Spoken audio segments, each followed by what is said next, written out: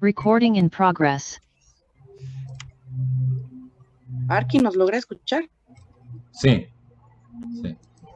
Fallo en mi computadora. Error de pantalla azul, se me congeló y esta está encendiendo otra vez. Y entonces, Ahorita sí. sí, Ya, Arqui. Ya estamos.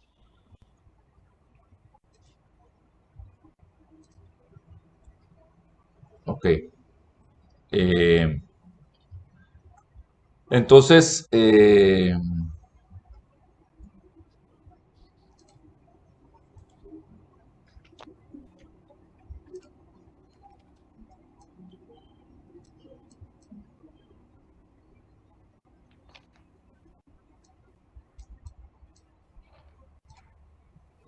ok. Entonces, esta obsesión por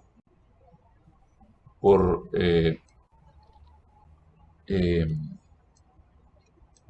separar los usos de la ciudad. Entonces tengo acá residencial para apartamentos, residencial para casas, centro comercial, parque de oficinas. Yo tengo que coger el carro, irme a estacionar al parque de visitas para visitar a mis papás en el condominio de ellos.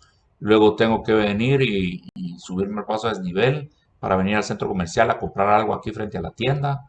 Luego tengo que subirme al carro y venirme a estacionar acá para venir a trabajar al parque de oficinas.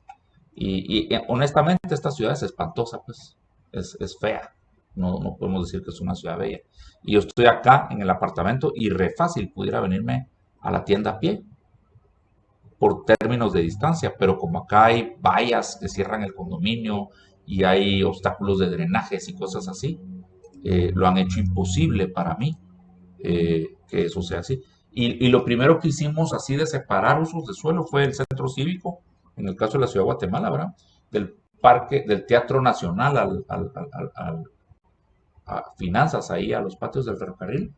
Son 60 manzanas de extensión. Eso es una quinta parte de la zona uno. Es todo un vecindario de la zona uno que ya no se pudo hacer, ¿verdad? Que no, imagínense todas las casas y tiendas y oficinas que pudieron haber cabido ahí, en vez de solo oficinas gubernamentales que están cerradas desde las 4 de la tarde y vuelven a abrir hasta las 8 de la noche del día siguiente. Entonces es un espacio muy ocioso de toda una parte de la ciudad, ¿verdad?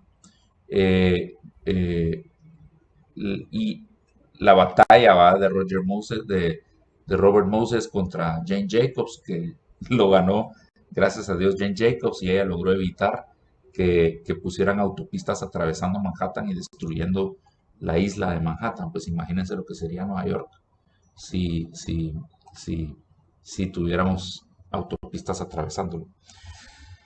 Entonces viene Leon Krier, y aquí fue donde nos quedamos la vez pasada. Leon Krier es un arquitecto de Luxemburgo que él se va peleado con sus profesores de arquitectura, porque después de la Segunda Guerra Mundial las ciudades europeas fueron bastante destruidas durante la guerra y empiezan a reconstruirlas, pero empiezan a reconstruirlas bajo este dogma de la arquitectura moderna y de separar los usos y muy distrital, y con una arquitectura moderna que realmente es un poco grotesca, no necesariamente bella. Acuérdense que la arquitectura moderna eh, sacó de su agenda la belleza.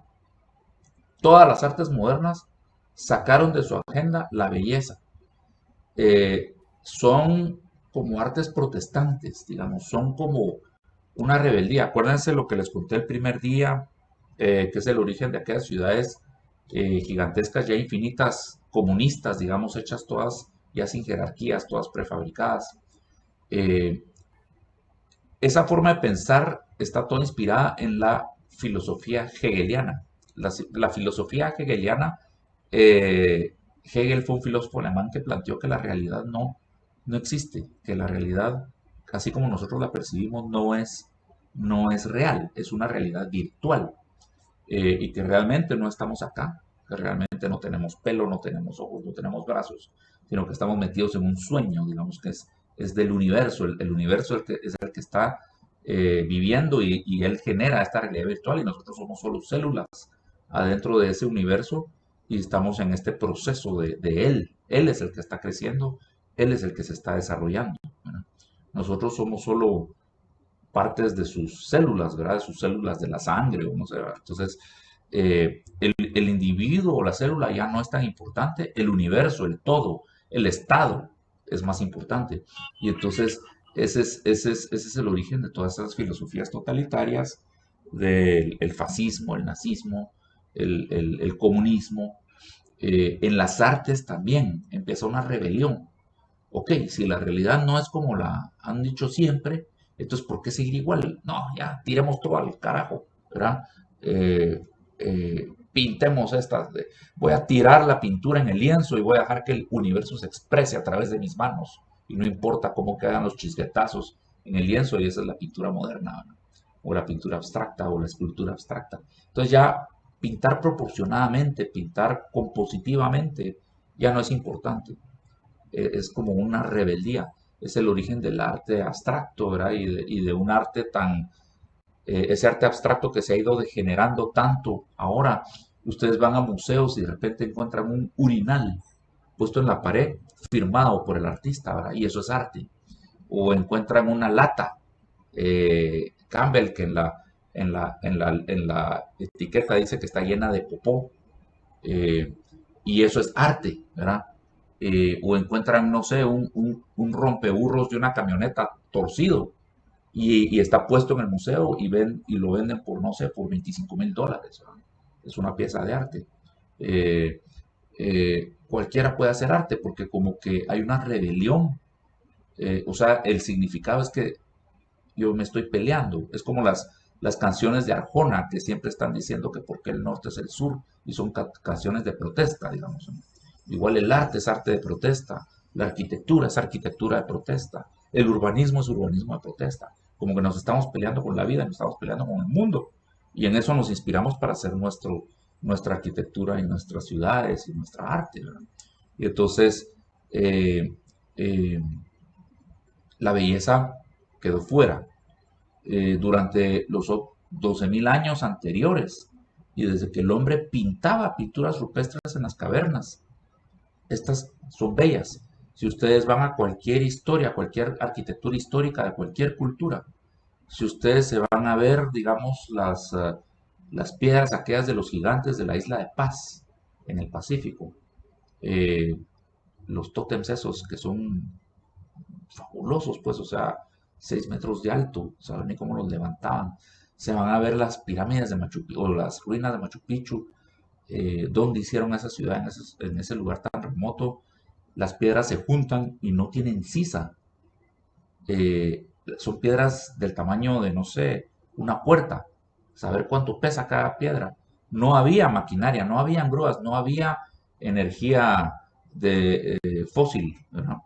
Todo lo hacían a mano. Y tallan las piedras, que es impresionante como una piedra casa con la otra y no cabe, pero ni una hoja de papel entre una piedra y la otra. Una perfección total. Es admirable esa arquitectura. Y es bella, tiene proporciones interesantes. Ustedes se van a ver la arquitectura egipcia con sus ornamentos, las columnas egipcias con sus ornamentos como de hojas eh, eh, en el capitel, las columnas romanas, las columnas griegas, la arquitectura clásica.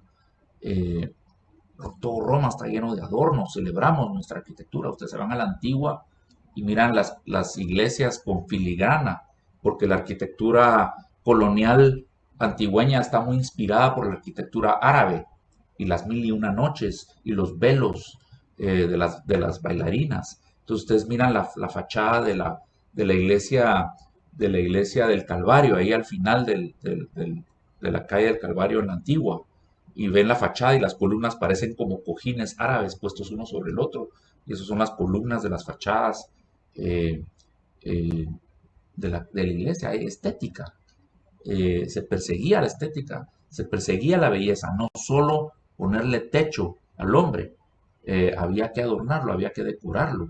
Ustedes ven las ruinas de Pompeya y tiene murales que todavía quedaron ahí grabados debajo de las cenizas, que pintaban historias, pero ustedes ven los murales y son bellos, tienen proporciones. El caballo está puesto aquí, aquí está el árbol y compositivamente son bonitos de mirar, ¿verdad?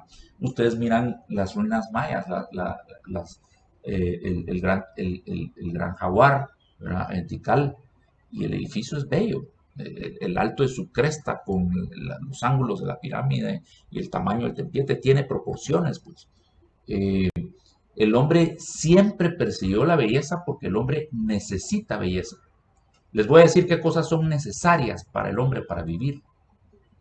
Para el hombre para vivir, para el hombre, para la mujer, pues para el ser humano, ¿verdad? Para vivir necesita agua, necesita comida, necesita amor, necesita amistad, necesita lealtad, necesita belleza, necesita, o sea, la amistad, la belleza, el amor, eh, eh, son necesarias para el hombre. Pero la belleza es tan necesaria como la amistad, como el amor, como la lealtad, como la verdad, ¿verdad? Son virtudes que son parte necesaria de la especie, ¿verdad? Eh, eh, los animales también lo necesitan. No sé si ustedes han visto ahí, pongan videos, pongan elefante pintando en YouTube y les van a aparecer videos de elefantes pintando. Es decir, el elefante también es capaz de captar con su ojo una escena y tratar de reproducirla. Y le dan pincel y papel y él capta lo que le están pidiendo que haga y entonces se pone a hacerlo y pinta otros elefantes. Eh, no crean que el hombre es el único capaz de captar el mundo, ¿verdad? Y de digerirlo y de procesarlo. Los animales también. Lo que pasa es que no se ponen a hacerlo, pero el hombre es el único que se ha puesto a expresarlo, ¿verdad? Pero sí se necesita, es necesario para la vida y lo hemos necesitado desde que existe el ser humano, pues, o sea, de la época prehistórica nos pusimos a pintar y a esculpir cositas tratando de dejar un legado, ¿verdad? No solo cultivamos la tierra y no solo cazamos, no es lo único que hacemos, ¿verdad? Eh, hacemos muchas cosas y entonces eh, la belleza es necesaria.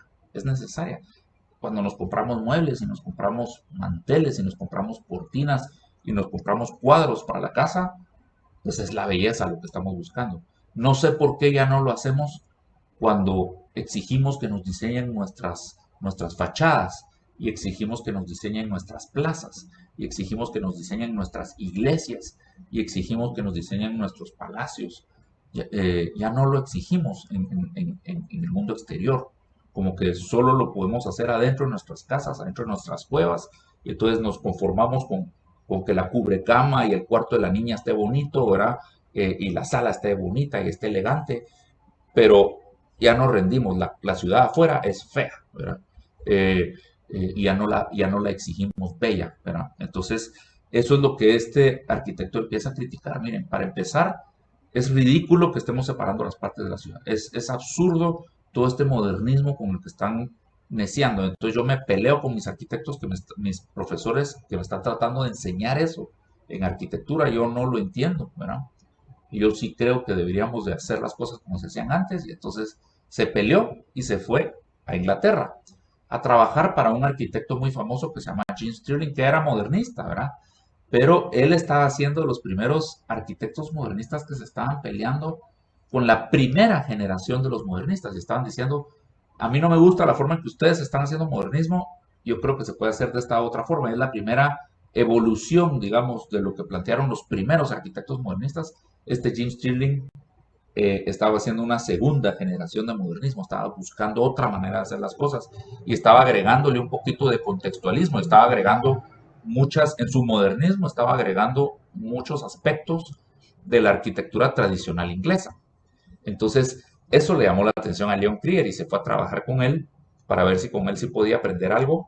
Y él lo que le pidió fue, mira, tú no eres ni arquitecto, entonces trabajo ahorita, lo que te puedo dar es de dibujante y tengo algo que hacer, necesito que me ayudes con algo. Le digo, yo quiero publicar mi trabajo, lo que he hecho hasta ahora en el despacho. Y entonces necesito generar dibujos que se puedan reducir y ponerlos en libros publicados y que sean dibujos que, que expresen, digamos, mi trabajo. Y entonces, cuando ustedes reducen los planos para querer los planos que se usaron para construir un edificio, los reducen para ponerlos en la página de un libro, se miran espantosos porque son una mancha negra, porque hay un montón de numeritos y exceso de líneas que en tamaño plano sí se leen, pero cuando los reducen es una mancha, ¿verdad? Entonces, para publicar en libros uno tiene que hacer dibujos con muy pocas líneas, como un resumen del plano, digamos. Entonces puso a Leon Krier a hacerle esos resúmenes. Y Leon Krier aprendió a publicar, aprendió a dibujar para publicar. Y entonces se puso a publicar toda esta crítica contra el modernismo y la ciudad moderna en un sistema como de cómics, ¿verdad? Muy fáciles de leer, en vez de ponerse a escribir artículos teóricos aburridos, ensayos teóricos aburridos de por qué deberíamos de cambiar la arquitectura. Él se puso a dibujar y a publicar cómics, ¿verdad? Donde se burla de una forma irónica de lo que estamos haciendo. Y eso es muy fácil de leer para mucha audiencia y para muchos arquitectos. Y entonces su mensaje empezó a llegar a muchos lugares. Encima de todo, el príncipe Carlos lo conoció, se hicieron amigos y lo apadrinó y lo exhortó a que publicara, ¿verdad? Entonces empezó Leon Krier a publicar y entonces dice, miren, si nosotros nos ponemos a separar los usos de suelo y a zonificar por usos, entonces hacemos todo el comercio en una parte de la ciudad, todos los centros culturales de los museos en otra parte de la ciudad, todas las áreas residenciales en otra parte de la ciudad, todos los sectores industriales en otra parte de la ciudad, hacemos un distrito administrativo, un centro cívico en otra parte de la ciudad. Y luego pretendemos unir todo con cálculos de intención de viaje entre un sector y el otro y eso determina el ancho de nuestras autopistas. Eso es igual que venir y zonificar la dieta. Y entonces yo, digamos que el lunes solo puedo tomar 32 pintas de líquidos. El martes solo puedo comer 3 kilogramos de carnes. El miércoles solo puedo comer 2.5 kilogramos de grasas. El jueves solo puedo comer 3 kilogramos de pasta. El viernes 2 kilogramos de pescado. El sábado 6 pintas de alcohol y bebidas. El domingo 6 pintas perdón, 6 kilogramos de pan, de bakery, de panadería. Y el lunes empieza la siguiente semana y solo hay una nota. Uy, el individuo falleció, el experimento se tiene que descontinuar, ¿verdad? Entonces, solo una semana sobreviviríamos si zonificáramos la dieta, ¿verdad? Y entonces, hacemos motorizada nuestra ciudad, nuestro tráfico, están nuestros carros en las casas en la noche, hasta tienen su propio dormitorio, ¿verdad? Los hijos tienen que compartir dormitorio, pero el carro tiene su propio dormitorio, unos hasta pijama tienen, ¿verdad? Luego salen a hacer ejercicio en las calzadas. Ellos sí hacen jogging. Yo no tengo tiempo de hacer jogging, pero mi carro sí pudo estirar las piernas y hizo su ejercicio y me acompañó a la oficina. Y entonces, él tiene un espacio abajo, hay un playground para que se queden todos contentos, estacionados, acompañándose, y yo subo a trabajar. O sea, el carro es como un niño. Le ponemos la atención al carro que le ponemos a los niños cuando los vamos a dejar al colegio y al carro lo dejamos abajo en el parqueo, ¿verdad? O sea, es otro miembro de la familia. Y lo peor es que cuando construimos estos suburbios y enviamos todos estos carros a la ciudad, realmente estamos sitiando la ciudad y la estamos bombardeando con cañones. Y entonces cuando yo instalo baterías de cañones en el condominio Las Luces, en Carretera El Salvador, y le empiezo a disparar carros a la zona 1, o instalo baterías de cañones en Palín, y le empiezo a disparar carros desde Palín a la zona 1 y a la zona 10. Entonces voy demoliendo la zona 1 y la zona 10 y me van quedando un montón de estacionamientos de piedrín, ¿verdad? En la zona 1 y en la zona 10. Y literalmente destruyó la ciudad. Y entonces aquí estamos comparando, por ejemplo, este es Downtown Houston en los años 70. Este es el centro histórico de Houston en los años 70, en la foto de la izquierda. Y miren ustedes lo que llegó a ser en los años 70. Ahora está bastante reconstruido, con edificios modernos, ¿no? Pero si nos fijamos en esta cuadra pequeña que está aquí abajo de la foto, que por pura casualidad es la única cuadra intacta de toda la foto, ¿no? Y entonces vemos acá que tiene un edificio de oficinas de 4 pisos, una iglesia.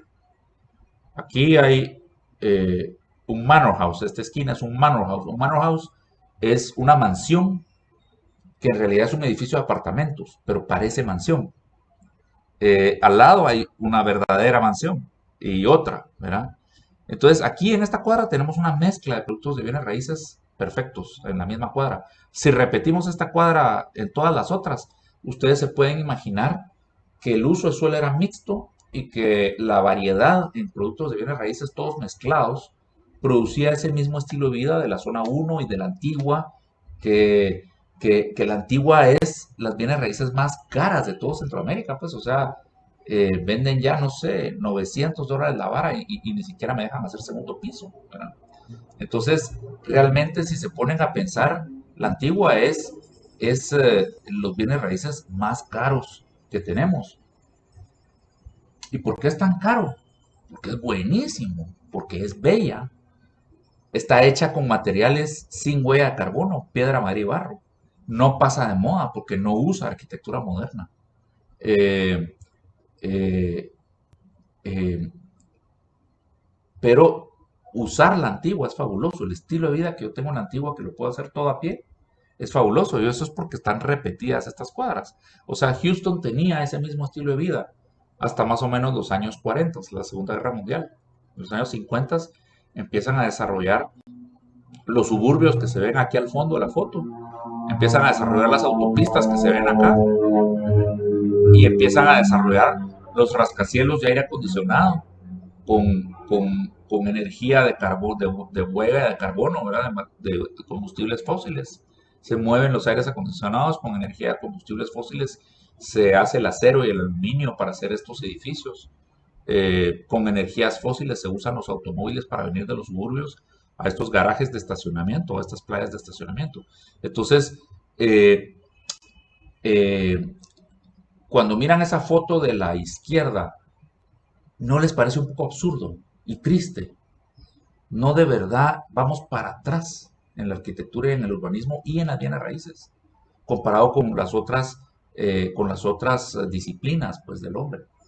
Lo que les contaba la vez pasada, de que la semana pasada estaba en varios noticieros la noticia de que un sistema, una nueva técnica para combatir cáncer de colon dio 100% de resultados positivos. Y eso jamás había sucedido antes y está basado en DNA, en genética, ¿verdad? Pero eh, miren la foto de la derecha. La foto de la derecha, Lucca, Italia, es una ciudad medieval. Tiene 800 años de existir. Las ruinas de Tikal tienen 800 años de existir. O sea que esta ciudad es igual de vieja que las ruinas de Tikal. Pero está viva, nunca se ha muerto. Nunca le pasó lo que le pasó a la zona 1. Es una ciudad universitaria. Todos estos edificios que tienen 800 años de existir fueron hechos con piedra, madera y barro. Nunca han tenido que ser remodelados. Las fachadas nunca han pasado de moda. Están llenos de wifi y son edificios del siglo XXI, perfectos para estudiantes del siglo XXI. ¿Verdad? Eso es redundancia, eso es ecología, eso es sostenibilidad, eso es estratégicamente, económicamente súper eficiente. Imagínense, una ciudad que la construimos hace 800 años y todavía le estamos sacando excelentes alquileres y rentas, ¿verdad? Y nunca la hemos tenido que demoler ni cambiar, no como Las Vegas, ¿verdad? Que la demuelen cada 50 años, ¿verdad? Entonces, cuando ustedes se ponen a ver ciudades como Dubái, de edificios de vidrio espejo en el desierto, los más altos del mundo, entre comillas, son absurdos, ¿verdad? Cuando si realmente los romanos nos enseñaron cómo debíamos hacer las ciudades hace 5000 años, ¿verdad? Entonces, y cómo debíamos hacer la arquitectura. Y estas ciudades son las que son patrimonio mundial de la UNESCO, se ganan millones de dólares en divisas de turismo, ¿verdad? Nadie se quiere perder viajar a estas ciudades. Sí se pueden morir ustedes sin ir a Las Vegas nunca, sí se pueden morir ustedes sin ir a Disney World, pero no se pueden morir sin ir a París o sin ir a Roma, ¿verdad? Tienen que ir a Florencia por lo menos una vez en la vida. No tienen que ir a Miami, pero a Florencia sí, ¿verdad? Entonces, eso es lo que dice Krier, ¿verdad? Y entonces, en el pergamino, en sus cómics, en el pergamino bonito, ordenado, él pone lo que el hombre sabía hacer y lo que debe hacer. Y en el pergamino roto y destruido pone lo que el hombre está haciendo, ¿verdad? Entonces, el hombre debía hacer sus ciudades con todos los usos de suelo a distancia peatonal. Pone a un adulto con su bastón de la mano de un niño. Ese es el símbolo ¿cómo se llama? De la escala gráfica que Leon Crier plantea. Esta es una escala para el tamaño del cuerpo humano. Entonces es el tamaño de la ciudad donde tanto un adulto como un niño pueden dominar todos los productos de bienes raíces a pie. Y entonces una multiplicación de estas ciudades produce una metrópoli. En cambio, el hombre ahora está haciendo un espagueti de autopistas y usa esta escala gráfica que es motorizada, un tranvía y un carro, pero ya no está el niño y el adulto. Hay un tranvía y un carro. Entonces, usa una escala que ya no tiene tamaño con el cuerpo humano, es una escala mecanizada, un espagueti de autopistas separa todos los usos de suelo. Y entonces la ciudad, cuando uno va saliendo de la ciudad hacia el suburbio, todo el lado derecho de la autopista es lo comercial y todo el lado izquierdo es lo residencial, ¿verdad? Eh, y esa es la diferencia entre la ciudad policéntrica europea contra la ciudad monocéntrica o la megalópolis americana, ¿verdad? La ciudad policéntrica europea con escala para el peatón, la megalópolis americana con escala solo para el sistema mecanizado de transporte. Entonces, ¿cómo hacemos otra vez una ciudad policéntrica? En la ciudad de Guatemala, que creció después de la Segunda Guerra Mundial, la ciudad de Guatemala ya creció siguiendo esta filosofía. Entonces la zona 1 se quedó como el único centro y empezó a crecer en suburbios hacia la zona 5, era un suburbio residencial, la zona 4 era el Cantón de Exposición, era un suburbio residencial, la zona 9 era un suburbio residencial de ricos, era de chalets, toda la finca Tivoli. Se echaron ahí el Parque de la Industria. El paseo de la Reforma era un paseo en las afueras de la ciudad. El paseo de la Simeón Cañas era salir de la ciudad hacia el norte e ir al parque de Minerva, donde estaba el mapa en relieve. Era salir a las afueras de la ciudad y empiezan a hacer ahí en las afueras de la ciudad los chaletones, los ricos, ¿verdad? Entonces los ricos son los primeros que se empiezan a ir a hacer sus chaletones afuera. Luego la clase media se puso a hacer sus suburbios por ahí por la calle Martí, por la Avenida Elena, digamos, toda la zona 3, ya son suburbios residenciales de clase media, pero ya empiezan a quedar muy poco lejos de la zona 1 y empieza a necesitarse carro para ir de la zona 9 a la zona 1, ¿verdad? Habían 2000 carros en esa época, entonces era muy cómodo venir a almorzar, a hacer siesta a la zona 9 y regresarse a estacionar frente a la oficina de la zona 1 porque estaban vacías las calles, entonces uno se parqueaba frente a la oficina de la zona 1, ¿verdad? Que era la casa de patio. Dejan sus casas de patio de la ciudad y se vienen a vivir a los chalets en los suburbios, los años 50, 40, 50, 60, ¿verdad? A partir de los años 60 ya los suburbios empiezan a ir a Vistahermosa. 60 es cuando se notificó la zona 13, la zona 14, aparece La Cañada, y se empieza a hacer Vistahermosa a finales de los 60, principios de los 70. Se empieza a hacer Mariscal y la Roosevelt en los años 60 y 70. Suburbios, porque ustedes se van a ver, se meten a las colonias esas por donde está el Mall de Miraflores. Esas eran colonias de casitas para la clase, no era vivienda popular, era para la clase media.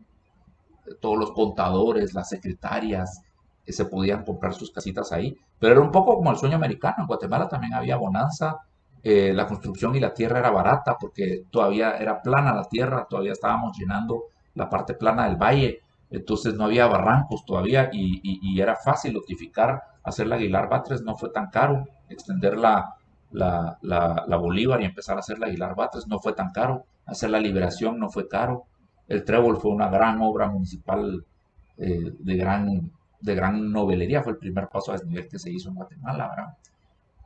Y entonces empiezan a hacerse esos proyectos de viviendas en todo Mariscal y la Roosevelt, parte de notificación, pero parte llevaba incluso las casitas. Y ustedes se ponen a ver las casas esas, son casasas ahora, los terrenos eran, no sé, como de 10 metros de ancho, las casas eran modernistas de los años 60, de techo plano de un solo piso, con su carport para el carro y su bardita baja. todavía se reconocen algunas de cómo era el diseño de esas casitas de vivienda económica, ¿verdad? Pero eran pequeños suburbios, eran chalets, no eran casas de patio, no era como continuar el sistema urbano, era de verdad suburbano. Y eso ¿qué hizo? Eso exacerbó la zona uno como el único centro de trabajo y comercio, y eso es lo que la degradó. A Luca, Italia y a Roma nunca se le murió una zona de la ciudad en sus 5.000 años de existir. Nunca le pasó lo que le pasó a la zona uno. ¿Qué hizo lo que le pasó a la zona uno? La construcción de suburbios alrededor. Eso es lo que mató a la zona uno. Entonces, y ahora los suburbios están a 30 kilómetros de la ciudad y la parte central ya no es solo la zona uno, también ya es la zona 10 y la zona 9 y estos que fueron lindos suburbios residenciales. Yo estoy en Tivoli, a una cuadra de la iglesia de Tivoli, entre el Montúfar y la iglesia de Tivoli. Y esto, cuando yo crecí, esto todavía era residencial precioso, ¿verdad? Caminaba al colegio por la Torre del Reformador, me iba a pie a las Américas a parar la cola ahí a Escribona y a la pista de patinaje de contacto y a la CREP, ¿verdad? Esa fue mi juventud, en la calle, totalmente libre, pero eran suburbios bastante residenciales.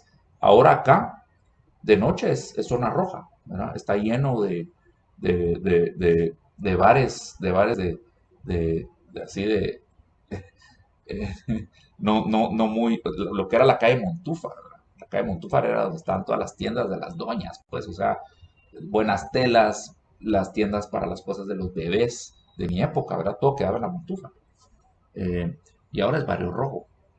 Todo, si se ponen a ver la Plaza del Sol, pues que fue un edificio fabuloso de los años 70 en su momento, y ahora miren lo que tiene alrededor, está todo demolido, todo chapuceado alrededor, todos son parqueos medio gachos encima de escombros donde hubo una casa, ¿verdad?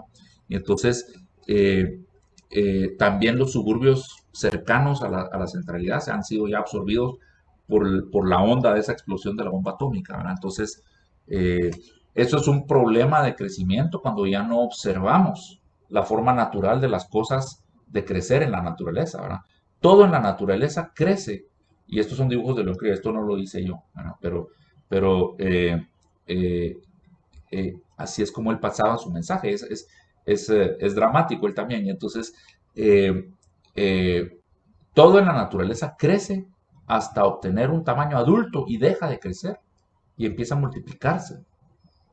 Y es bien interesante, es bien importante observar eso, el tamaño adulto, dejar de crecer y empezar a multiplicarse. Si uno empieza a hacer cosas que son ya una abominación, una mutación de la forma natural de crecer de toda la naturaleza, es donde ya empezamos a contaminar el medio ambiente. Eso es el cáncer. El cáncer es una mutación de la célula que ya no copia bien su DNA y ya no está siguiendo las instrucciones de reproducción adecuadas y empieza a equivocarse y empieza a reproducirse de una forma cancerosa. Eso es el cáncer, es una mutación. Entonces, cuando empezamos a cambiar las reglas de toda la naturaleza, de la lógica, empezamos a crear estas mutaciones abominales, ¿verdad? Y aquí están estos seres humanos que se han totalmente desproporcionado, nunca dejaron de crecer, tienen una cabeza muy pequeña comparado con otras partes de sus cuerpos muy, muy absurdamente grandes y tienen ruedas en los pies. Eso es la ciudad que estamos haciendo ahora, ¿verdad? Estas eran las ciudades de antes. Roma es esto, miren, es una familia. Esto es Roma, esto es París, es una familia de ciudades muy felices que se conurbaron y forman una metrópoli, eso es una familia. Miami es esto, Los Ángeles es esto, Guatemala es esto. Entonces, eso es básicamente, las ciudades se multiplicaban, ahora las extendemos absurdamente en suburbios horizontales y en rascacielos verticales. Entonces, todas estas teorías de Krier empiezan a ser escuchadas por un grupo de arquitectos privados en los Estados Unidos. Y entonces ellos empiezan a explicarles todo esto que yo me he pasado explicándoles a ustedes en estas dos clases. Ellos se los empezaron a explicar en los años 80 a sus clientes desarrolladores que les venían a pedir, mira, diseñame un condominio. Necesito que me hagas un condominio, necesito que me hagas unas torres aquí frente al mar. y atrás ponemos el parqueo, pero yo quiero vender estas torres ahí en Marina del Sur viendo el mar, ¿no? Entonces, si, no me interesa que sea bonito, yo solo quiero que los apartamentos sean bonitos y tengan vista al mar. Haz el parqueo donde querrás, donde te quepa. No quiero urbanismo, no quiero ni siquiera que el edificio sea muy bonito, que no sea feo, pero haceme que los apartamentos sean a todo mecate y que miren al mar, ¿verdad? Entonces, eso es lo que les venían a pedir. Y entonces ellos les empiezan a decir, no, mira, hombre, es que mira, es que no lo estamos haciendo bien y esto hay que cambiar. Y mira este arquitecto Krier que está escribiendo y proponiendo todo esto. Y entonces lo que deberíamos hacer es esto otro. Y entonces empiezan ellos como arquitectos privados, que sí tenían clientes privados, desarrolladores inmobiliarios, empiezan a convencer a algunos de esos primeros desarrolladores inmobiliarios con estas ideas. Y algunos desarrolladores inmobiliarios empiezan a intrigarse con las ideas y empiezan a decir, bueno, probemos. Diseñarte uno, pues quiero ver. ¿Va? Entonces ellos salen con los primeros proyectos, pero luego para cambiar los reglamentos de los condados se habían vuelto después de la Segunda Guerra Mundial así obsesionados con separar los usos de la ciudad. Y entonces todo esto era exclusivamente residencial, todo aquello era exclusivamente comercial, todo aquello es exclusivamente industrial. Así era la zonificación de la ciudad de Guatemala. La zona 9, la zona 10, la zona 13 y 14, hasta los años, hasta el 2006 que salió el POT que es actual. Hasta el 2006 el reglamento que estaba vivo desde los años 70, que era el reglamento de construcción que estaba vigente cuando yo estudié arquitectura y empecé a practicar, venía de los años 70 y estaba vigente. Y decía claramente que la zona 9, la zona 13, la zona 14 y la zona 10 eran residenciales, exclusivamente residenciales. Es decir, aquí no podían haber oficinas, no podían haber comercios, solo podían haber comercios en la Cotufa. Podían haber comercios en ciertos puntos, pero era exclusivamente residencial.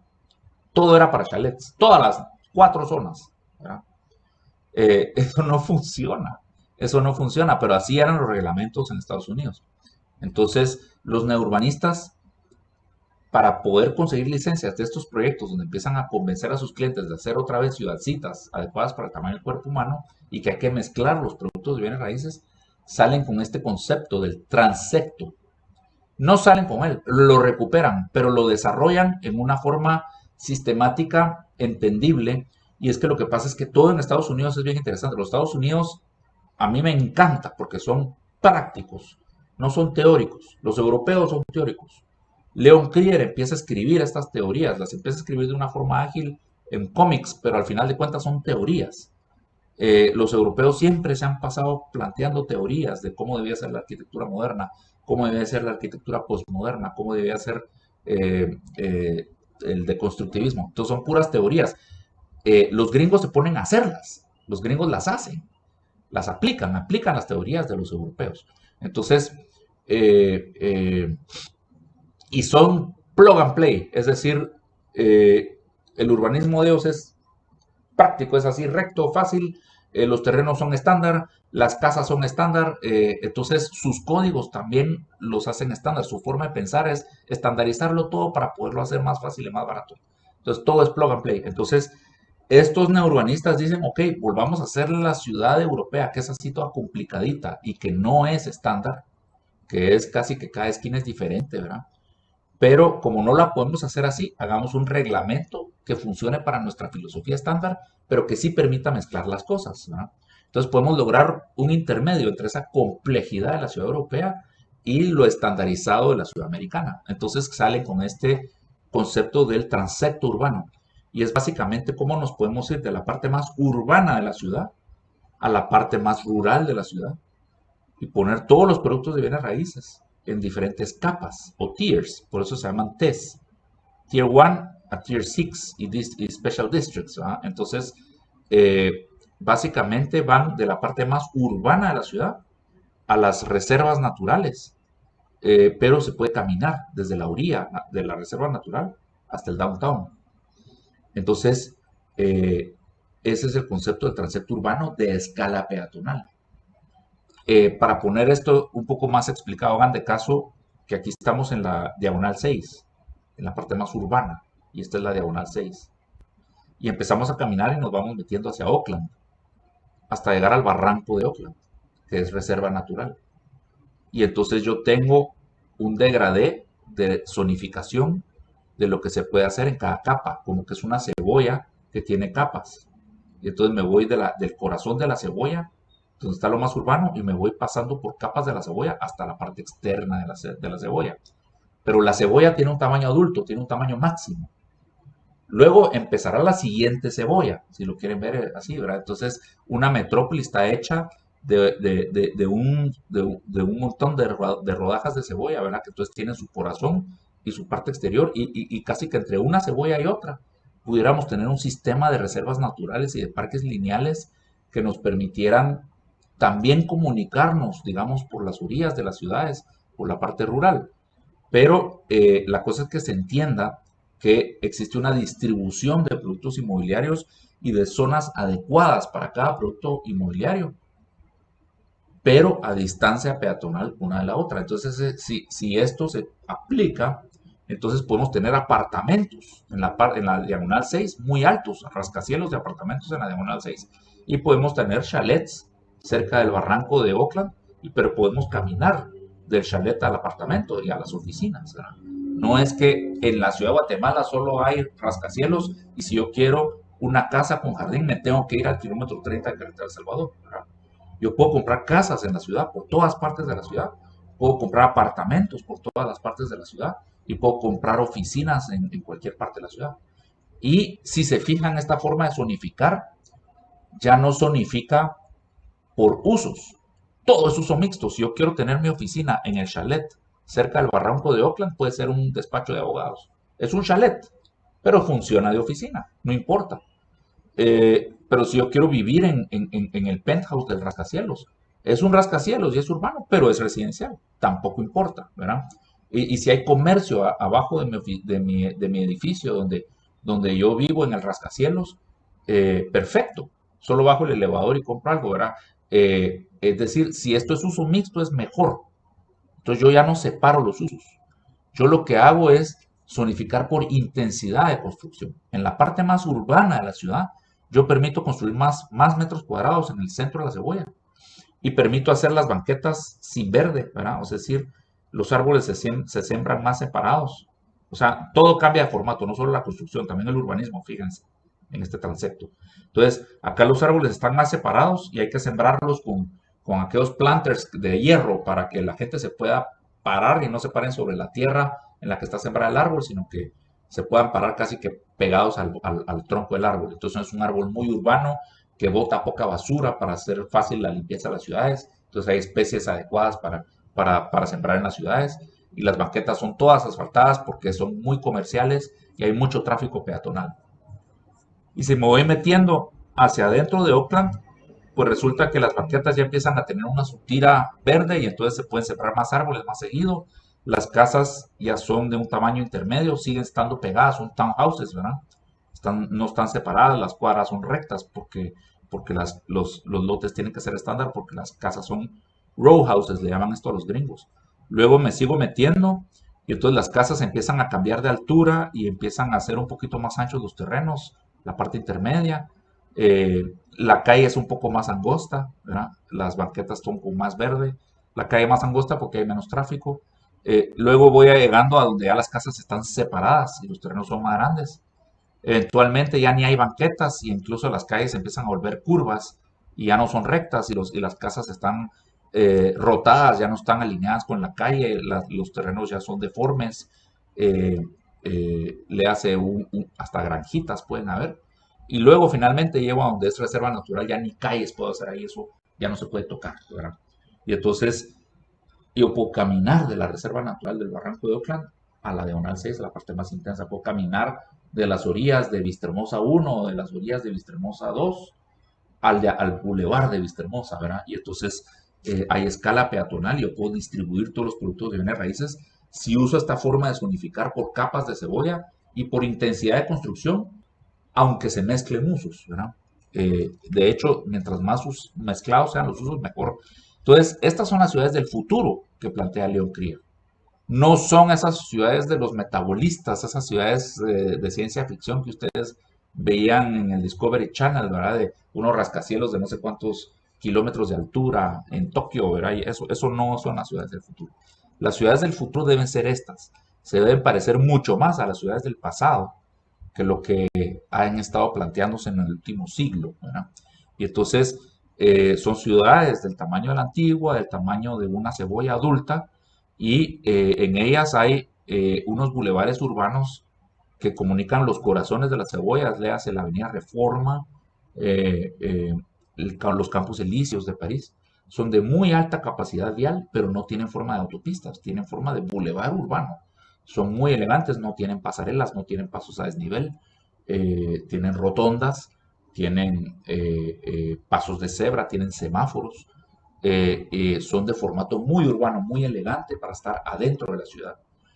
Luego hay un sistema de parkways, que sí, digamos, esos sí son autopistas, pero no son de concreto feas, van por el paisajismo, son preciosas y van por este sistema de parques que separan una cebolla de la otra, ¿verdad? Y entonces van tangenciales a las ciudades. Y yo puedo viajar muy rápido de un extremo de la metrópoli a otro sin estar atravesando por en medio de las cebollas, ¿verdad?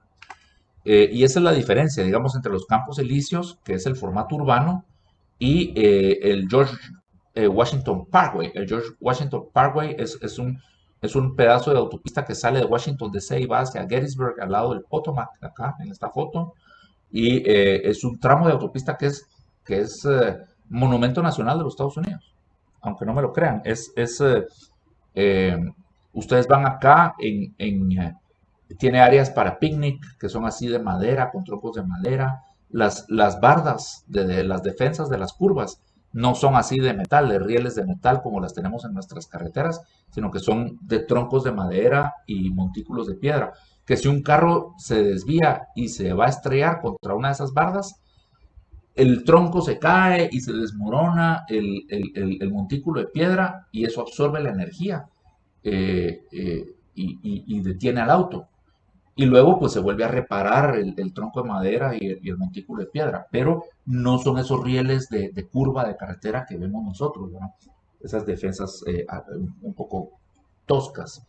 Es precioso, es lindísimo. Es una de las cosas que hacer en Washington DC y se echar un colazo por el George Washington Parkway. Entonces, esos son los formatos que debiéramos usar. Miren los Campos Elíseos, tiene 10 carriles, 5 en cada dirección.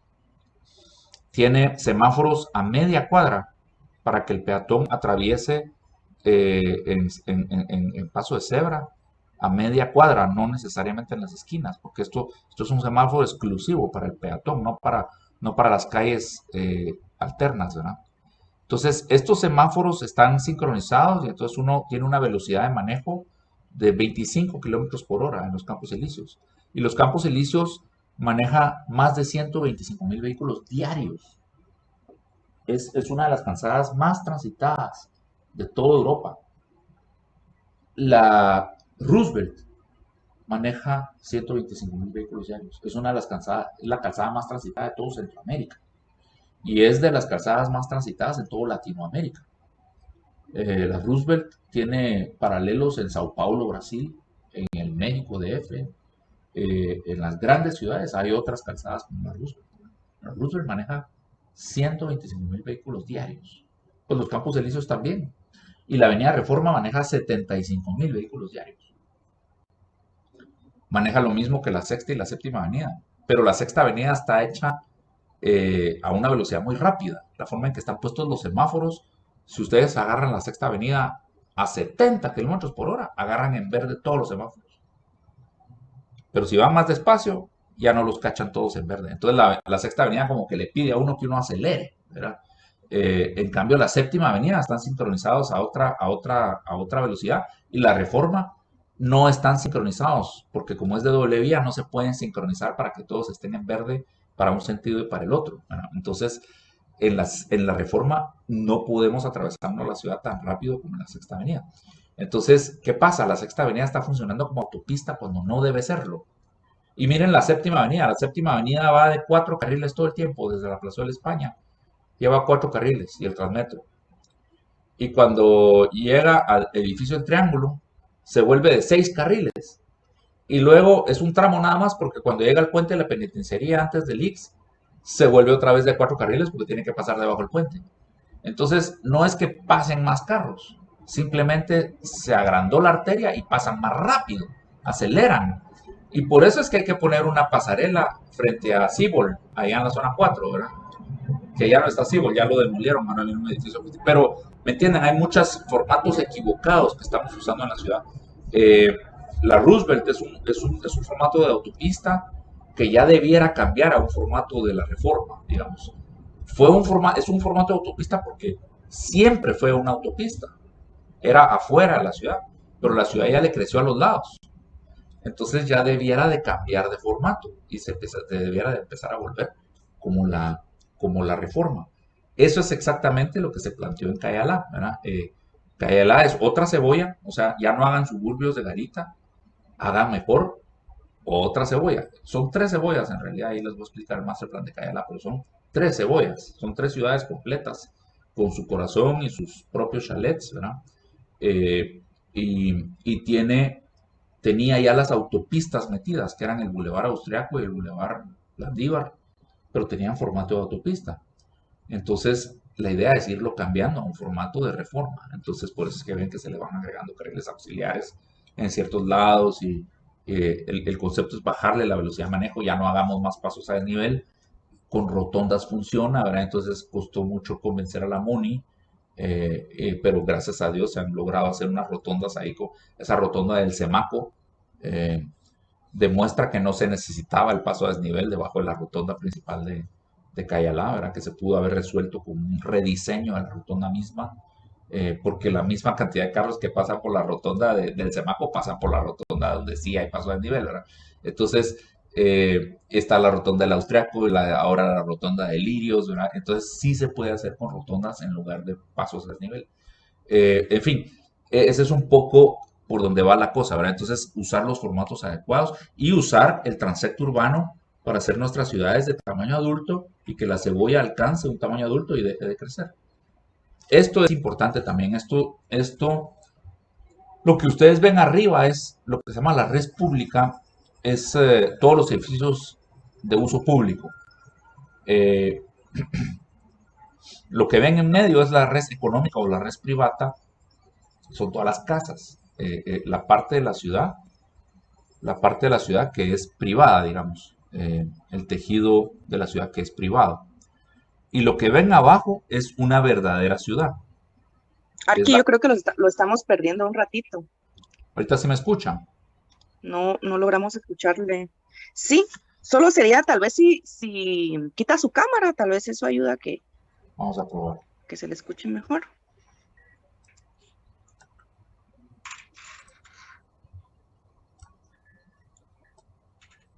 Ok, entonces lo que ven arriba es la red pública, que es decir, el centro cívico, por ejemplo, o las majadas. Son edificios de uso público, ya sean comerciales o cívicos, pero son edificios de uso público. Lo que ven en medio es la red económica, que es el condominio de las luces. Y lo que ven abajo, eso es la antigua, eso es Roma, eso es París, es edificios públicos y edificios privados mezclados. Eso es la zona 1. Ahí está el Congreso, al lado de casas privadas en la 9ª Avenida. Ahí está el registro de la propiedad frente al Teatro Abril, ¿verdad? Ahí está el Teatro Nacional, el Palacio Nacional, digamos, perdón.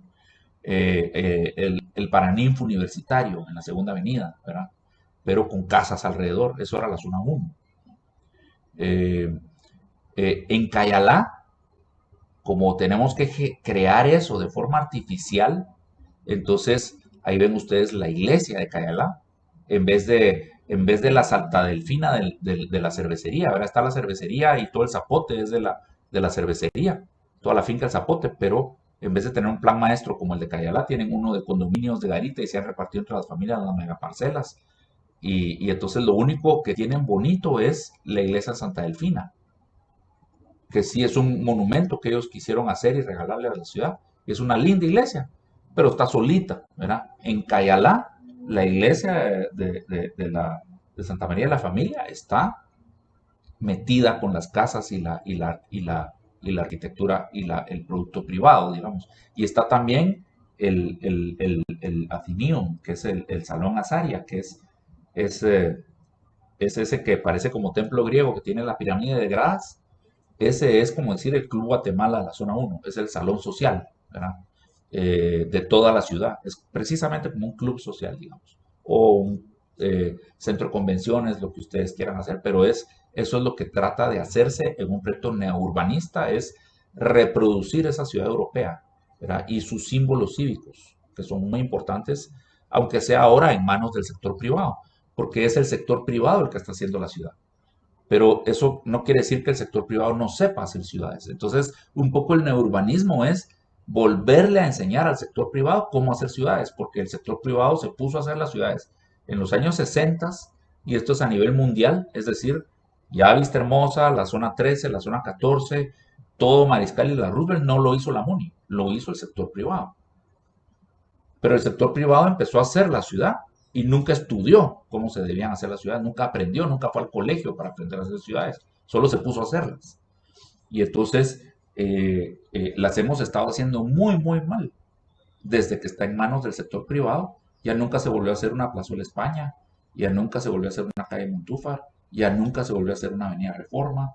Eh, eh, entonces, el sector privado tiene que reaprender cómo hacer la ciudad para poder hacer un mejor territorio para nuestros congéneres, ¿va? Nuestros conciudadanos y para poder crear de verdad una mejor plusvalía, ¿verdad? Entonces, eso es el neurbanismo, eso es lo que a mí me fascinó. Son las ideas de Leon Krieger tomadas en serio por arquitectos privados y desarrolladores inmobiliarios en Estados Unidos, que son bien macabros y que lo único que quieren es pisto, y que si la idea está bonita, pero si funciona, hagámosla, pero si no funciona, chish, y sigamos haciendo lo de antes. Pero sí funcionó, y sí funcionó y está funcionando muy bien, y entonces cada vez hay más y más desarrolladores haciendo proyectos inmobiliarios, y eso fue lo que a mí me super llamó la atención. Yo me quería especializar en eso, para venir a Guatemala a trabajarle al sector privado. Yo nunca le he trabajado a una MUNI. Ahora estamos haciendo unas colaboraciones con las MUNIs y en el pasado pues sí colaboré con algunos departamentos de la planificación de la MUNI cuando estaba haciendo el POT, pero en realidad no, nunca fui contratado y nunca he tenido un puesto en la MUNI porque no tengo la paciencia, digamos, a mí sí me encanta proponerle al sector privado hacer otras cosas y creo que yo puedo afectar más la ciudad de Guatemala o las ciudades de Guatemala si convenzo a los dueños de la tierra y a los desarrolladores privados de hacer las cosas diferente. Entonces esa fue mi visión, digamos, eso fue lo que yo me imaginé que iba a lograr hacer. Créame que se necesita más paciencia, tal vez mejor me hubiera ido a trabajar a la MUNI, ¿verdad? Pero ha sido bien difícil y bien frustrante y de 10 uno pega en una, ¿verdad? Pero poco a poco, ¿verdad? Y entonces, eh, ese es un poquito el concepto del urbanismo. ¿Qué otra cosa tenemos que dejar de hacer? Tenemos que dejar de hacer aerodinámicas nuestras calles como en Vista Hermosa, ¿verdad? O en la zona 14, y que luego las tenemos que llenar de túmulos. Y tenemos que hacer otra vez estrechas nuestras calles con las esquinas un poco cerradas para que el carro tenga que ir despacio y el peatón tenga mucho menos asfalto que atravesar, ¿verdad? Y algo muy importante es que tenemos que quitar el garage de la fachada de nuestras casas. Y tenemos que esconder el garage o minimizar su presencia. Y tenemos que volver a hacer casas cuya fachada está hecha de ventanas y puertas peatonales y ventanas que vigilan y cuidan la calle y la hacen segura. Si nosotros levantamos muros y le ponemos alambre espigado arriba, lo que logramos es mandar un mensaje de que yo quiero darle la espalda a esa calle porque es muy insegura. Y entonces la hacemos más insegura. Porque efectivamente en la zona 9, que todas las ventanas se voltearon para adentro de la casa, levantamos los muros en la época de la guerra civil. Se levantaron todos los muros hasta 3 metros. y las casas están encerradas adentro de esos muros, la calle es tierra de nadie, la calle es tremendamente insegura porque no tiene ventanas que la vigilen. Entonces, asaltar a alguien en la zona 9 es re fácil. Quitarle el iPod a alguien que salió a correr en la zona 14 es re fácil, ¿verdad? El ladrón puede estar ahí tranquilo porque nadie lo va a ver asaltar a la patoja cuando le está quitando el iPhone, ¿no? Y entonces, eh, eh, nosotros mismos, por hacer tan insegura nuestra arquitectura, hemos hecho tremendamente insegura nuestra ciudad. Y créanme, a mí, aquí en esta casa en la que estoy, en los años 90, los finales de los 80, principios de los 90, me asaltaron adentro de la casa. O sea, tocaron el timbre, decían que venían a dejar un paquete. Y yo salí a recibirlos. Había que firmar y entonces se metió el chavo y me sacó la pistola dentro de la casa y luego hizo que entraran los demás y estuvimos media mañana aquí en mi casa con las mujeres de la casa debajo de las cortinas, arrancaron las cortinas y se las echaron encima, las tuvieron acostadas en el comedor y a mí me tuvieron por toda la casa buscando todas las joyas y buscaba la caja fuerte, aquí no había caja fuerte, ahí en lo que yo los convencía de que aquí no había caja fuerte. Eh, Fue toda la mañana. En el ínterin del asalto vino un amigo mío, mi gran amigo mío de toda la vida, y me vino a tocar el timbre para ver qué hacíamos. Y tocó el timbre y nadie le contestaba. Y en eso, entonces el ladrón se puso todo nervioso y le dijo a una muchacha que le contestara que no había nadie, que yo no estaba en la casa. Y a punta de pistola, la otra toda nerviosa le contestó y él no se convenció, pero se fue, ¿verdad? Pero sospechó y él literalmente sospechó y hasta la fecha platicamos de eso. Pues él fue el único que se dio cuenta de lo que me estaba pasando a mí adentro de la casa. No se dio cuenta, claro, pero el ladrón estaba feliz, eran una pandilla de 4, estaban tranquilos adentro de la casa porque nadie podía ver por las ventanas y nadie podía oír nada afuera, ¿verdad? Está totalmente divorciada la casa de la calle también y eso también hace tremendamente insegura la casa, ¿verdad? Entonces, es un círculo vicioso, es otra tormenta perfecta.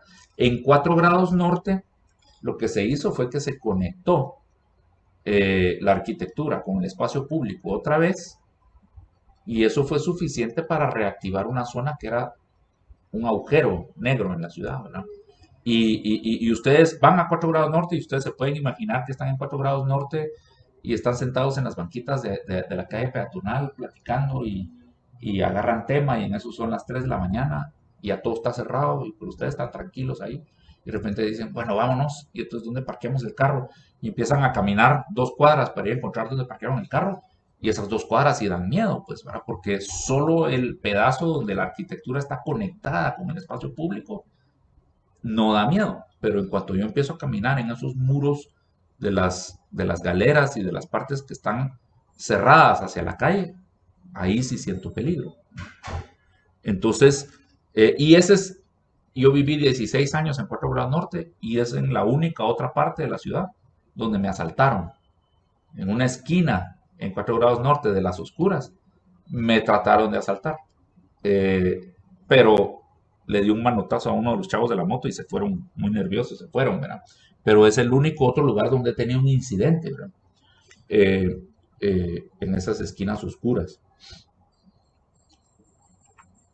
Entonces estos son el grupo de arquitectos neourbanistas, empiezan a juntarse, hay unos en California, hay otros en Miami y otros en cerca de San Francisco y empiezan a compartir ideas y empiezan a enterarse de lo que están haciendo los otros y en eso deciden que hay que unirse y hay que formar el Congreso del Neourbanismo y deciden ponerle neourbanismo para que suene sexy. Neourbanismo es una marca.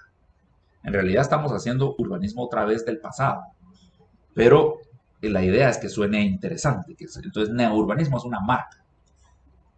Y entonces forman el Congreso del Neourbanismo en el 93 y desde entonces sucede anualmente el Congreso del Neourbanismo sin falta y es una forma en que cada vez se han buscado más adherentes y más adherentes y más adherentes. Esta es la foto de la fundación. Acá está Andrés Duani y Elizabeth Pérez-Zaire, ellos son DPZ, la firma neurbanista más grande del mundo, más importante. Ella era mi decana en la Universidad de Miami, la oficina de ellos está basada en Miami, y Miami es el epicentro del urbanismo. Este es Stefanos Polizoides y Liz Moe, son esposos, Lisan Polizoides, Molan Polizoides. Eh, eh, ellos también me ayudaron en Cayalá. Ellos están basados en Pasadena. Este es Victor Dover y Joseph Cole. Victor Dover y Joseph Cole. Joseph Cole vive en la Antigua, tiene una casa en la Antigua, pero son neurbanistas, están basados en Miami. Jaime Correa, mi profesor, y Eric Valle, su socio anterior, ya están separados, pero Correa, Valle y Valle, ellos me ayudaron, ellos vinieron a hacer Masterplan del Naranjo. Cuando yo trabajaba para el Grupo El Naranjo, es el primer Masterplan neurbanista que se hizo en Guatemala. Y esta es esta pequeña firma que yo convencí a mis jefes de traer. Eran jóvenes y tenían una firma pequeña en Miami que empezaba. Y luego él me ayudó a entrar a la maestría y luego yo trabajé con ellos y con ellos hicimos varios códigos urbanos en diferentes partes de municipalidades de Mississippi, Florida, California. Pero ese es el club inicial, digamos, y ahora ya es un grupo bastante grande. Hay abogados, hay desarrolladores inmobiliarios, hay financieros, hay políticos que participan en los congresos del neurbanismo. Este es el primer proyecto neurbanista. Lo hizo DPZ, este Andrés Duani y Elizabeth Clare Cyber, pasados en Miami, y el cliente en realidad no era un desarrollador, y eso vale la pena mencionarlo. A mí me ha pasado lo mismo. Era un tipo que había heredado una granja de naranjas de 4,5 acres de área y quería hacer un proyecto inmobiliario, pero él nunca había hecho un proyecto inmobiliario. Entonces era un terrateniente, no era un desarrollador inmobiliario. Tenía tierra y tenía ganas, pues él no quería manejar la finca de naranjas, no era tan buen negocio y había desarrollo urbano alrededor y ¿cómo se llama? Y él quería desarrollar el proyecto. Esto queda en el Panhandle de la Florida. La Florida es un estado, lo voy a dibujar acá. El estado de la Florida es así, ¿verdad? Más o menos.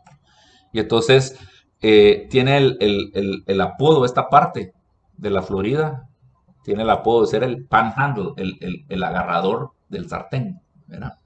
Y entonces el mango del sartén. Y es la parte de la Florida que aquí se termina de formar el Golfo de México, aquí está Yucatán, ¿verdad? Y entonces esto es eh, Luisiana y Texas y todo así, ¿verdad? Entonces, esta parte de la Florida que va hacia Panama City, mira hacia el Golfo de México al sur, ¿verdad? Entonces, ahí es donde queda el proyecto, por aquí, digamos, ¿no? Entonces, eh, y había desarrollo, pero el desarrollo que hay eran proyectos de playa, pero no muy exclusivos. Proyectos de playa estilo, no sé, como que si fuera el Liquín, ¿verdad? No Marina del Sur, ¿verdad? Sino que proyectos de playa así para la clase media, la clase trabajadora, se llama, de apodo, es el Redneck Riviera. Un redneck es alguien que tiene un trabajo no de oficina, sino que, por ejemplo, trabajó en carpintería o en albañilería y como estoy bajo el sol, la nuca se me quema, entonces tengo la nuca roja, ¿va? Entonces, un trabajo de nuca roja, entonces todos los rednecks son todos los que tienen trabajo así de jardinería, que en Estados Unidos ganan bastante bien, y entonces pueden tener una casita de fin de semana, ¿no?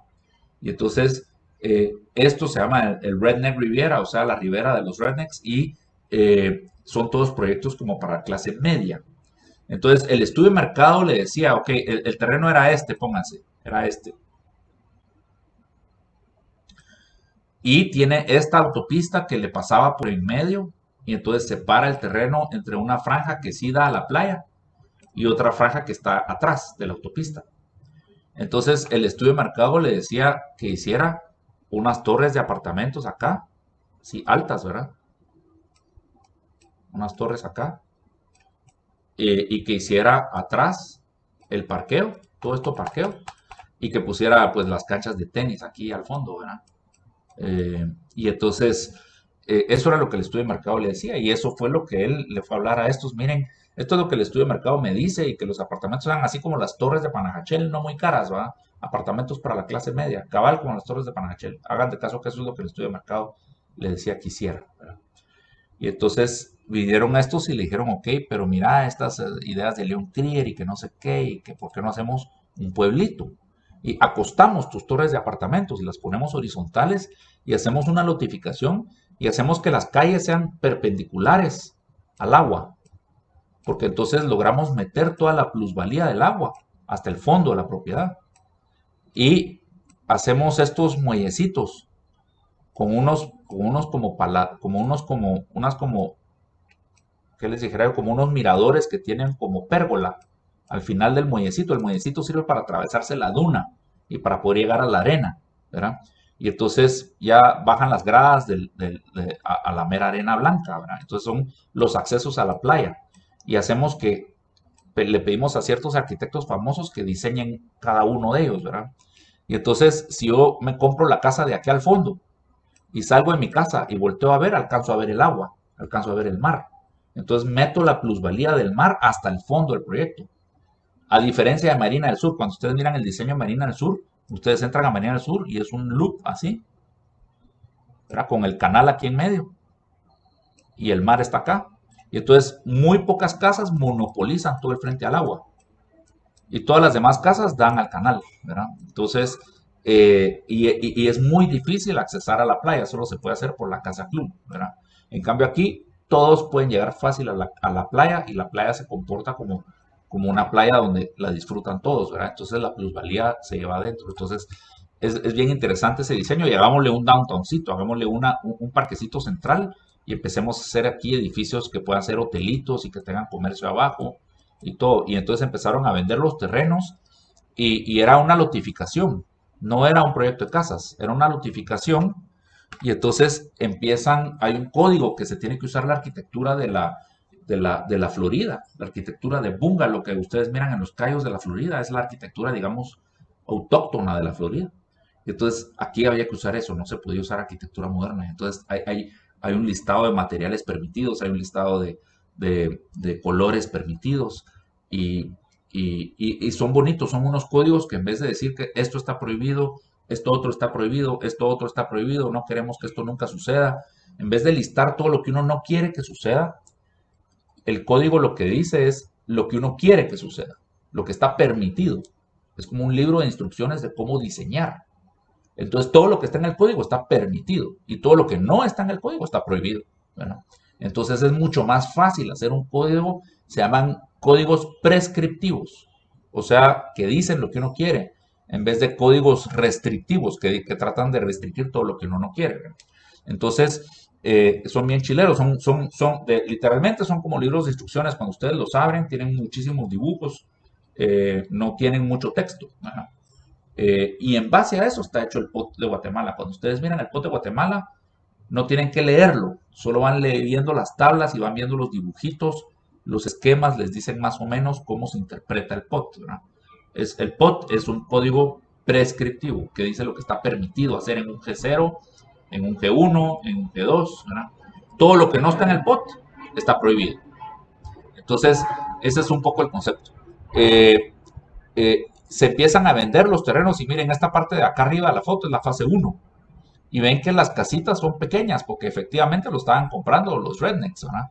Pero esto empezó a salir publicado en revistas precisamente porque estos son los tempietos, veo, los finales de los muelles que diseñaron arquitectos famosos y también le pidieron a arquitectos famosos, uno que diseñara el post office que está puesto aquí, ¿ve? Otro que diseñara, no sé, la torre de agua, es diseño de otro arquitecto famoso. Hay por acá una fuentecita y un kiosco en unas plazas, ¿verdad? Entonces tiene piezas puestas así y era una notificación. Entonces empezó a ser publicado, el príncipe Carlos escribió un artículo al respecto y esto se volvió famosísimo a nivel mundial. Se llama Seaside, el proyecto. Y entonces empezó a comprarlo todos los millonarios de los .com. Y si se fijan en esta etapa, esta es una foto vieja, esta es una foto de hace unos 20 años, pero ya las etapas intermedias estaban sucediendo y ya las casonas eran grandes, ya llenaban el terreno. Aquí estaban construidas, la parte inicial de la casa podían crecer y había un máximo de tamaño que podían llegar a tener las casas. Estas ya están construidas a su tamaño máximo, ¿verdad? Desde el principio. Y si se fijan, miren, acá hay una calle donde hay townhouses que están pegados, ¿verdad? Y aquí es la parte más urbana, la parte más central de La Cebolla. Aquí hay edificios que tienen comercio abajo y son hoteles arriba, ¿verdad? Y ahora ya están construidos todos. Entonces aquí se va entendiendo cómo está puesto el transecto urbano, donde están las casas, el G5, digamos, la parte más urbana de la ciudad. Acá está el G4, digamos, la parte de townhouses, ¿verdad?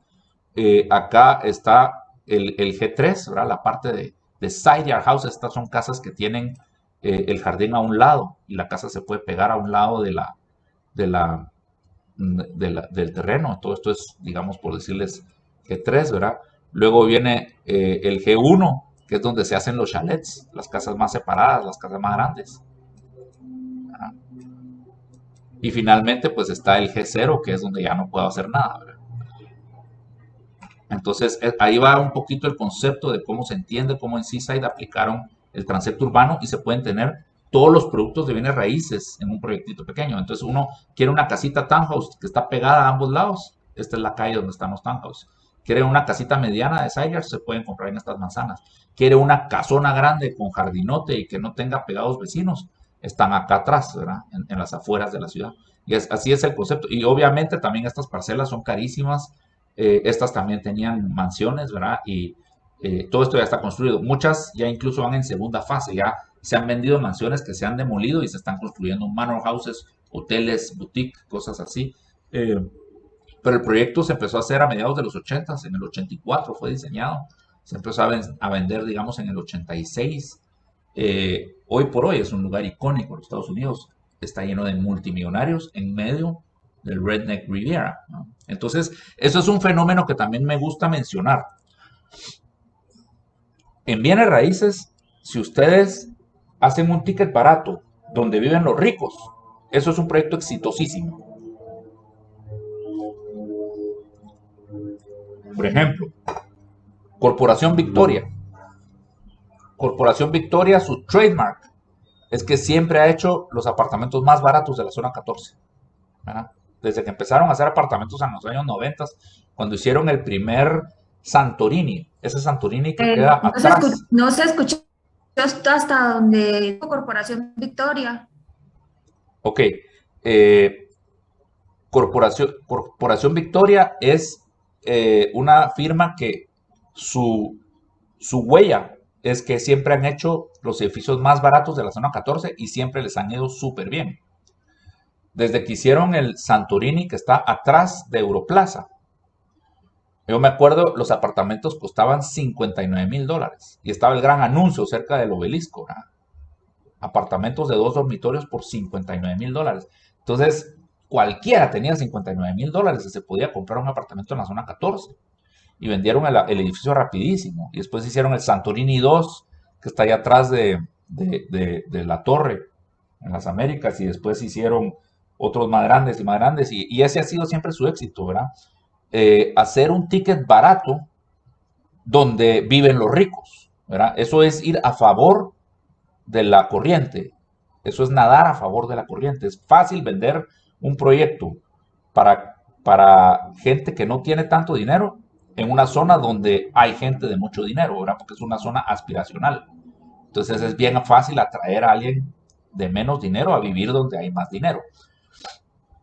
Pero hacer lo contrario es muy difícil. Digamos, hacer casas caras del otro lado del trébol es ir en contra de la corriente, ¿verdad? Querer hacer casas de $500,000 en el Naranjo no es fácil, ¿verdad? No es fácil. Ustedes dicen, ¿quién va a comprar una casa de $500,000 en ese lado de la ciudad? ¿Verdad? Pues con el neurbanismo se puede. Eso es lo que pasó con Seaside, ¿verdad? Los millonarios se vinieron a vivir aquí al Redneck Riviera y ahora es un lugar como Palm Beach, ¿verdad? Fueron a poner un Palm Beach en medio de la clase media, ¿verdad? Fueron a hacer un Marina al Sur en medio del Liquín, ¿verdad? Eso se puede hacer con el urbanismo. En el Naranjo se venden casas de $500,000. Se venden, aunque ustedes no lo crean. Eso están haciendo y las están vendiendo muy bien, muy rápido. Porque las primeras fases del Naranjo fueron neurbanistas y crearon un poquito de belleza en el condominio y le dieron carácter al Condado Naranjo y le dieron marca al Condado Naranjo. y ahora se venden casas de $500,000 en Condado Naranja, ¿verdad? Entonces, eso se logra hacer con el urbanismo. Eso es bien interesante. Miren los precios de Cayalá ahora. Yo fui a hacer un poquito de shopping hace 2 semanas ahí a Lirios, que me ofrecieran todo lo nuevo que están vendiendo ahorita. $3,000 el metro cuadrado. $3,200 el metro cuadrado. Eh, Vayan a comprar a Habitat en zona 14 o un Tiffany en zona 14. $2,000, $2,200 el metro cuadrado. Cayalá, $3,200 el metro cuadrado. Y lo venden, se vende, si no, no estarían esos precios. Entonces, sí está funcionando el neurbanismo, digamos. ¿Cuál es el truco? Diseñar una ciudad de 5 minutos a pie, o sea, de tamaño adulto, el tamaño adulto de la cebolla, se usan 4 vecindarios de 5 minutos a pie. 5 minutos a pie es el pedestrian pocket que se usa para diseñar centros comerciales, ¿no? Entonces, 5 minutos a pie son 400 metros. La antigua Guatemala, por ejemplo, tiene 4 vecindarios de 400 metros. Entonces de 400 metros de radio. Entonces yo me camino del centro de un vecindario al Parque Central en 5 minutos. O me camino del centro de un vecindario a la orilla de la Antigua en 5 minutos. O me camino de la orilla de la Antigua al Parque Central en 10 minutos. O me atravieso la Antigua entera en 20 minutos a pie, ¿verdad? Entonces es una ciudad que totalmente la domino a pie. Y mezcla Aquí todas no las logramos clases. escucharle. Cuesta. Se entrecortó un poquito lo que dijo de último, Arqui. Estoy viendo qué pasa aquí. Entonces, lo que digo es que se puede dominar totalmente a pie la Antigua en 20 minutos. Y entonces tiene acceso a todos los productos de bienes raíces y a todas las clases sociales. Entonces, es un excelente modelo de cómo debe ser una cebolla, ¿verdad? Y entonces, cuando uno hace un master plan, diseña con ese ladrillo, ese bloque básico que tenemos de los 5 minutos a pie, de la supercuadra de 400 metros por 400 metros, que es el tamaño de un vecindario, digamos. Y cuando hago un master plan, lo que hago es que hago un conjunto de vecindarios que me hacen un master plan más grande, ¿verdad? Puedo combinar ciertos componentes que comparten los vecindarios, como un high school para 3 vecindarios, o cada vecindario puede tener su escuela primaria, digamos, pero el high school tal vez sí lo puedo compartir entre 3 vecindarios y así. O sea, sí existen las recetas y los cálculos de más o menos qué poner de equipamiento y cómo ponerlo entre vecindarios y para vecindarios, ¿verdad? En vez de hacer un mall, un centro comercial como el mall de Oakland Mall, hago un Main Street y le pongo apartamentos arriba a las tiendas, ¿verdad? Y entonces vuelvo a hacer la Sexta Avenida en la zona 1 en lugar del Oakland Mall, ¿verdad? El neurbanismo tiene 3 frentes de ataque principales. Uno es Greenfield o campo verde, se llama en inglés, que es la retroalimentación, es el diseño de nuevas ciudades. Está vacía la finca de Cayalá, hagamos un master plan y hagamos de una vez toda una ciudad. Hagamos un master plan para la finca El Naranjo y la desarrollamos toda como una ciudad, ¿verdad? Entonces, eso es uno de los frentes, se llama New Towns, nuevas ciudades, o sí, Town Design, ¿verdad? O sea, es la oportunidad de hacer una ciudad completa, un master plan íntegro para una ciudad completa. Luego viene Brownfield. Brownfield es coger terrenos grandes que están adentro de la ciudad, como el terreno del Oakland Mall. Y en vez de diseñar el Oakland Mall, diseñamos todo un distrito de apartamentos con comercio abajo. Imagínense, yo hice un master plan para ese terreno antes de que se hiciera el Oakland Mall y era como un pedazo de la zona 14 con sus cuadras y servía para entrar a Oakland de otras maneras, para comunicar con las Margaritas sin subirse a la Diagonal 6, ¿verdad? O sea, uno desde Oakland podía ir a las Margaritas por unas calles internas sin subirse a la Diagonal 6. Tenía una combinación de productos de townhouses con apartamentos y todas las tiendas que están adentro del Oakland Mall estaban abajo a nivel de calle, había cines y todo, igual que igual que en el Oakland Mall, pero en un formato más como de distrito urbano. Eh, en inglés se llama retroalimentación del suburbio, ¿verdad? Es coger, digamos, también sirve para coger áreas de la ciudad que están desarrolladas de forma muy suburbana, como por decirles las majadas. Las majadas, ustedes ven las majadas desde el aire y el 70% es asfalto, que son playas de estacionamiento, y el 30% es las cajas de las tiendas. Entonces, retroalimentación del suburbio es otro de los frentes y retroalimentación de la urbe es otro de los frentes. O sea, se atacan los tres frentes. Uno, cuando la tierra está vacía y puedo diseñar toda una ciudad, eso es Greenfield. Cuando la tierra está desarrollada de forma muy suburbana y lo que debo es complementarla para que se vuelva urbana, eso es retroalimentación del suburbio. Y cuando la tierra ya es urbana pero está deprimida, eso es retroalimentación de la urbe.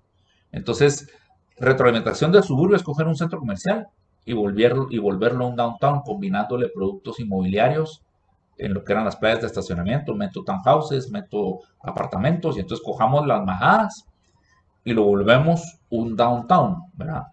No quitamos las tiendas. En las playas de estacionamiento empezamos a formar cuadras y metemos edificios de apartamentos y townhouses y cogemos todos estos estacionamientos y los metemos en sótanos o en garajes, ¿verdad? En Estados Unidos, por ejemplo, no se usan sótanos porque muchas de las ciudades son a nivel del mar.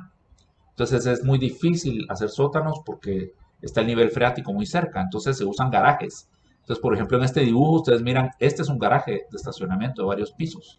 Aquí está la rampa, ¿ven? Entonces, y este es otro garaje de estacionamiento. Se meten en el centro de la cuadra. Se meten en el centro de la cuadra y se les ponen ventanas para que no se miren feos, como cuando ustedes miran la torre de parqueos de las torres del Banco Industrial, la miran fea, porque se mira que es una torre de parqueos. Esta tiene fachadas fingidas, entonces no se mira fea, ¿verdad? Y está metida en el centro de la cuadra. Aquí está el supermercado, la caja del supermercado, aquí está la caja ¿cómo se llama? De otro category killer con toda su playa de estacionamiento. Pueden tener su playa de estacionamiento, pero la playa de estacionamiento se esconde adentro de la manzana para que no se mire fea la playa de estacionamiento. Este es el de cines, ¿ve? Frente al Parque Central, con su marquesina de cines, puro el cine Lux, ¿va? Frente al Parque Central. Entonces se busca belleza y se esconde la necesidad del automóvil. Pero lo lindo del neurbanismo es que como sucede en Estados Unidos, y Estados Unidos ya está casado con el automóvil y nunca lo va a soltar, entonces los proyectos neurbanistas no son como volver a ser Europa. Tengo de nuevo, arquitecto. No sé qué hacer, fix. ¿Me oyen ahora? Ahorita sí, pero lo último que dijo no se escuchó. Ok. Básicamente el neurbanismo como sucede en Estados Unidos, y Estados Unidos sí tiene un requerimiento del automóvil y nunca lo va a soltar. En todos los proyectos neurbanistas se miran como Europa, pero sí pueden tragarse todos los automóviles, solo que los esconden, no los enseñan, los esconden, ¿verdad? Entonces ustedes se fijan en tiene todas esas playas de estacionamiento de superficie, pero están escondidas. Y tienen estos callejones traseros atrás de las casas para meter los garajes en la parte de atrás de las casas, para que las fachadas de las casas no tengan garajes, ¿no? Miren estos townhouses sin garajes. Todos sus garajes están por aquí atrás. Entonces, eso es el concepto del neurbanismo. Es lo mejor de los dos mundos, digamos. Eso pasa también en Cayalá. Todos los sótanos de Cayalá se tragan todos los carros que llegan a Cayalá de los suburbios. Y no tiene el problema que tiene la zona 1, que están demolidas todas las casas patrimoniales para hacer estacionamientos de piedrín, porque ahí no cabían los carros, ¿verdad? Entonces, eso es lo que tiene el neurbanismo. Gracias. Por ejemplo, es un proyecto que se llama Downtown Kendall en Miami. Es la US One y esta es la 88 Kendall, y este es el mall de Dayland para los que conocen Miami. Y esto es un master plan hecho en los 90s por DPZ de cómo crear acá un nuevo downtown con oficinas, apartamentos y todo, y para poder crearle a este gran suburbio una retroalimentación y empezarlo a volver más urbano. y que la ciudad de Miami se empieza a volver una ciudad más policéntrica, europea, con Downtown Kendall, Downtown Miami, Downtown Coconut Grove, Downtown Coral Gables, Downtown Miami Beach, ¿verdad? Y entonces, esa es un poquito la idea, crear un nuevo downtown donde ahorita es un mall suburbano. Y ustedes van ahora y en estos 20 años, pues sí han pasado muchas de estas cosas y sí hay partes que ya tienen hoteles se me empieza a notar esta parte de la 88 de Kendall ya más urbana, ¿verdad? O sea, lo van siguiendo poco a poco, ¿verdad? Y esto es retroalimentación urbana. Retroalimentación urbana es 4 grados norte. Retroalimentación urbana está muy ligado a reestructuración del transporte público. Entonces, en 4 grados norte logramos que la MUNI hiciera el Transmetro de la Sexta y Séptima Avenida como parte del concepto y nos dejaron hacer el estacionamiento debajo de la Plaza de la República frente al Banco Industrial y poder hacer el monumento como parte del proyecto, ¿verdad? Y rescatar esa parte de la Séptima Avenida que, si ustedes se recuerdan, ¿cómo se llama? Era una autopista, ni siquiera tenía la rotonda.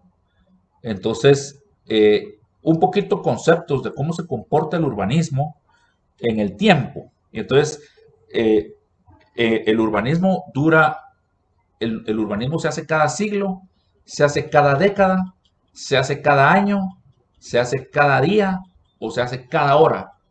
Y el urbanismo tiene un momento en el tiempo en cada una de estas escalas. Pero esto lo vamos a ver el lunes. Los dejo en suspenso. Que pasen muy buen día del Padre y muy feliz fin de semana. Y nos vemos el lunes. Gracias. Gracias. Gracias. Gracias. Gracias. Gracias, buenos días. Gracias. Feliz día del Padre. A ustedes muchas gracias. Feliz día del Padre a todos los señores. Gracias, arquitecto. Buenos días a todos. Entonces vamos a retomar la asistencia. Por favor, Recording stopped. Anabela Campoy. Presente. Gracias. Ana Paola Brol.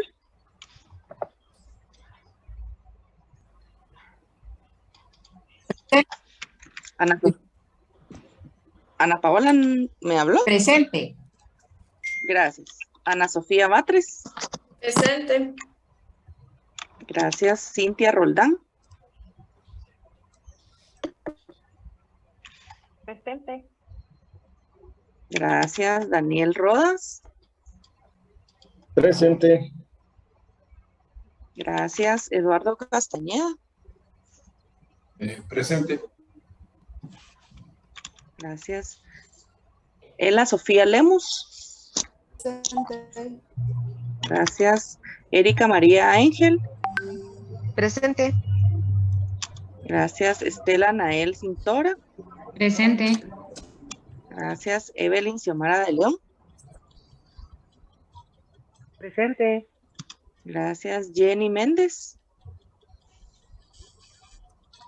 Presente. Gracias. Gerardo Horacio Sosa. Presente. Gracias. Gloria Estrada.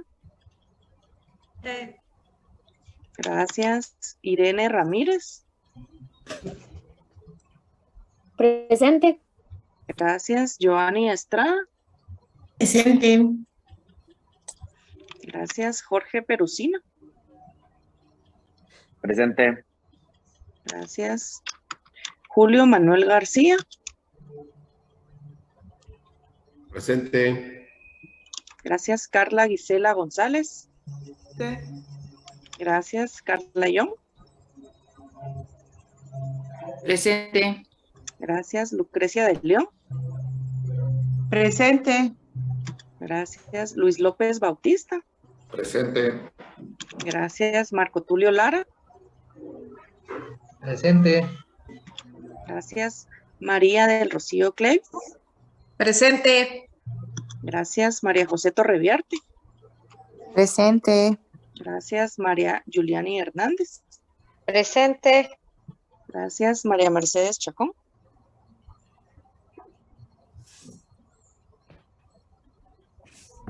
Marielos Palomo. Presente. Gracias.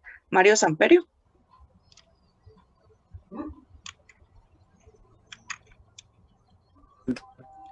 Marlon Galindo. Presente. Gracias. Martín Montenegro. Presente. Gracias. Mario, no logré escucharle, pero veo que aquí está conectado. Michelle Oliver. Sí, aquí estoy. Gracias. Gracias, gracias. Presente. Michelle. Gracias. Nancy Ramírez. Presente. Gracias. Paula de León.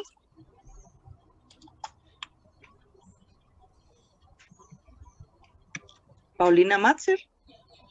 Presente. Gracias. Rodrigo Juan. Presente. Gracias. Sofía Juárez. Presente. Gracias. Steven Sommerkamp. No sé si pronuncié bien su nombre, Steven, me dice usted. Sí, está bien así. Bueno, gracias. Verónica Rosales. Presente. Gracias. Bigman Chávez. Presente. Muchas gracias. Yasmin Díaz. Presente. Muchas gracias. A todos los que voy llamando se pueden ir desconectando de la clase, no es necesario que se queden. Les deseo Gracias. feliz de semana a todos. Nos vemos el Perdón, lunes. solo quería saber si sí me tomó asistencia. ¿Me saluda? Paula de León. No logré escucharle. Sí, estoy por aquí. Vaya, gracias. Gracias.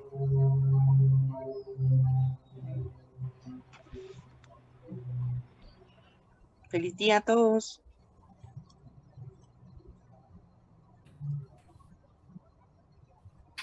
Gracias, Ceci.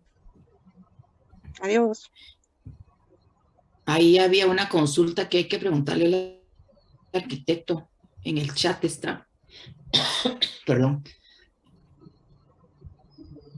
Yo creo que él es un iPad el que usa, entonces él no logra ver los mensajes. Yo creo que mejor le voy a ir apoyando con eso porque